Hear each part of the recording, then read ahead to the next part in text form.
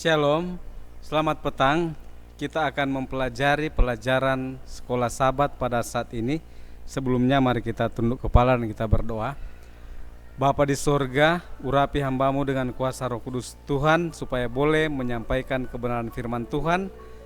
Pada saat ini ampun dosa kami dalam nama Yesus Juru Selamat kami, amin. Kita sekarang memasuki pelajaran yang terakhir, yaitu pelajaran yang ke-13 dengan judul besar Kristus dalam cawan lebur. Dan kita sudah mempelajari bagaimana hari-hari permulaan Kristus, dia hidup di dalam kemiskinan dan penderitaan, kemudian dia dihina dan ditolak oleh manusia, dan bagaimana Yesus dia di Taman Getsemani, kemudian bagaimana dia disalibkan. Jadi Allah yang disalibkan, Yesus itu adalah Allah. Dan pada sekarang ini tanggal 22 September, hari Kamis, Allah yang menderita. Saudaraku yang kasih, Yesus itu dia adalah manusia dan dia juga adalah Allah. Jadi ini adalah satu misteri bahwa keilahian yang dibungkus dengan kemanusiaan sehingga dia boleh merasakan penderitaan. Dan kita pelajari di dalam pelajaran sekolah Sabat pada saat ini bahwa pada saat rasul-rasul mereka mengabarkan tentang Kristus, mereka menyatakan bahwa untuk masuk surga atau masuk ke dalam kerajaan Allah maka akan menderita, akan mengalami sengsara, kemudian akan juga menderita. Jadi karena percaya kepada Injil atau percaya kepada Tuhan, saudaraku yang kasih, umat-umat Tuhan atau umat Kristen yang setia kepada Yesus, mengikuti teladan Yesus, akan menderita aniaya. Nah, saudaraku yang kasih, di tengah-tengah penderitaan kita ada dua hal yang harus kita ingat. Yang pertama, Yesus Kristus Tuhan kita telah menderita lebih buruk daripada apa yang saudara dan saya alami. Di kayu salib, di dalam Yesaya 53 ayat 4, dia telah memikul kesedihan kita dan memikul duka cita kita. Seharusnya kita yang harus disalibkan karena kita yang berdosa, tetapi dia mengambil apa yang harus kita alami.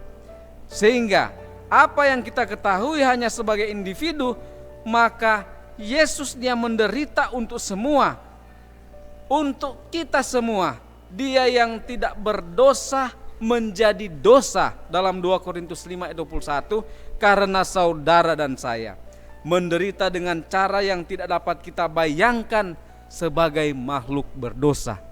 Saudara yang kasih, kalau kita membayangkan tentang penderitaan Kristus, maka hati kita akan merasa bahwa kita memang orang berdosa dan bersyukur karena kasih karunia keselamatan yang Yesus tawarkan dan dia berikan kepada saudara dan saya. Yang kedua, pada saat kita menderita, maka kita harus mengingat bahwa hasil dari penderitaan Kristus, yaitu apa yang telah dijanjikan kepada kita melalui apa yang telah dilakukan Kristus bagi kita. Jadi seharusnya pada saat saudara dan saya menderita, maka saudara dan saya harus berpikir bagaimana Yesus yang sudah menderita lebih daripada apa yang saudara dan saya alami atau saudara dan saya derita di dalam cawan lebur. Saudara yang kasih, apapun penderitaan kita, kita mendapatkan jaminan bahwa pada saat kita menderita, maka kita tidak akan binasa, asalkan kita percaya kepada Tuhan. Dan karena kasih Allah, dia memberikan janji hidup yang kekal di dalam kerajaan yang akan datang. Apapun penderitaan dan saudara dan saya terima, kita harus berterima kasih kepada Yesus.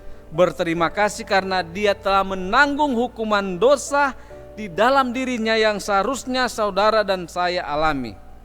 Kita berterima kasih atas berkat penyediaan besar dan Injil yang melalui iman kita dapat berdiri sempurna dalam Yesus pada saat ini.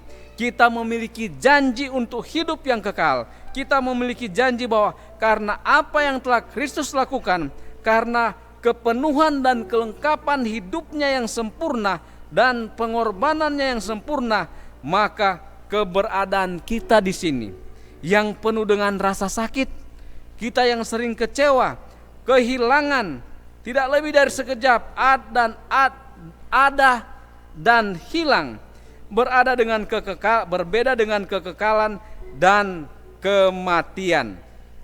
Saudaraku yang kekasih, dari semua ini dijanjikan kepada kita bahwa akan dipastikan kekekalan di sorga di bumi yang baru, tanpa dosa, tanpa penderitaan, dan tanpa kematian. Itulah yang Yesus janjikan kepada kita. Saudaraku yang kasih, dari semua ini dijanjikan kepada kita dan dipastikan bagi kita karena Kristus dalam cawan lebur atau penderitaan yang Dia masuki suatu hari nanti. Suatu hari segera Dia akan datang. Dia akan melihat bahwa kesudahan jiwanya. Dia akan melihat terang dan menjadi puas. Di dalam Yesaya 53 ayat 11. Saudaraku yang kasih, penderitaan yang kita alami di dunia ini tidak sebanding dengan kemuliaan yang akan diberikan atau dinyatakan kepada kita pada saat Yesus datang pada kali yang kedua. Itulah yang menjadi pengharapan kita, pengharapan Advent, pengharapan akan kedatangan Tuhan yang kedua kali, bahwa jikalau saudara dan saya tetap setia kepada kebenaran, walaupun kita menderita penganiayaan, bahkan pun kita mati karena kebenaran, ada janji kepastian di dalam Kristus bahwa Kristus akan membangkitkan dan Dia akan menyelamatkan kita masuk ke dalam kerajaan-Nya yang kekal, dan tidak ada lagi perpisahan, tidak ada duka cita, tidak ada ratap tangis, karena semuanya sudah berlalu. Itulah yang boleh menjadi pengharapan saudara dan saya sambil kita menunggu kedatangan Yesus yang kedua kali. Kiranya Tuhan memberkati kita dalam nama Yesus. Amin.